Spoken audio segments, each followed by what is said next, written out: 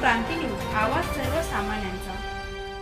पुणेगाव धरण परिसरातील मोटार व केबल चोरी प्रकरणी दोघांना अटक, एक आरोपी फरार, पोलीस आरोपींच्या शोधात। वणी पुणेगाव धरण परिसरातील शेतकऱ्यांच्या इलेक्ट्रिक मोटार व केबल वायर चोरी प्रकरणी वणी पोलीस ठाणे पोलिसांनी जलद कारवाई करत 2 आरोपींना अटक केली असून एक आरोपी अद्याप फरार आहे। या घटनेमुळे परिसरातील शेतकऱ्यांमध्ये भीतीचे वातावरण निर्माण झाले आहे। याबाबत मिळालेल्या माहितीनुसार नाना शिवाजी चहाडे वय 45, व्यवसाय शेती, राहणार पुणेगाव, तालुका दिंडोरी यांनी वणी पोलीस ठाण्यात फिर्याद दाखल केली आहे। दिनांक 9 मे 2026 रोजी रात्री 2 ते 2:30 सुमारास अज्ञात चोरट्यांनी पुणेगाव धरण परिसरातील मोकळ्या जागेत बसविण्यात आलेल्या टॅक्समो कंपनीची 7.5 हॉर्स पॉवरची इलेक्ट्रिक मोटार तसेच मोटारींना जोडलेल्या केबल वायर चोरी करून नेल्या।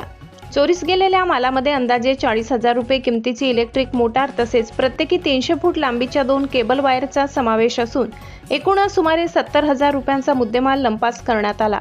सदर केबल वायरच्या फिर्यादी नाना चव्हाडे यांनी तसेच अशोक दत्तू पवार व कैलास दत्तू पवार यांच्या मालकीच्या मोटारींना जोडलेल्या होत्या। शेतकऱ्यांच्या शेतीसाठी वापरल्या जाणाऱ्या महत्त्वाच्या साहित्याची चोरी झाल्याने परिसरात संताप व्यक्त केला जात आहे। याबाबत जागृत ग्रामस्थांनी या घटनांवर पाळत ठेवली होती। त्यानुसार घटनेची माहिती मिळताच वणी पोलिसांनी तात्काळ तपासाची चक्रे फिरवत संशयितांचा शोध सुरू केला। तपासादरम्यान अजय मनोज गोडे वय 24 आणि शुभम अरुण डंबाडे वय 18, राहणार कृष्णगाव, तालुका दिंडोरी यांना दिनांक 9 मे रोजी रात्री अटक करण्यात आली।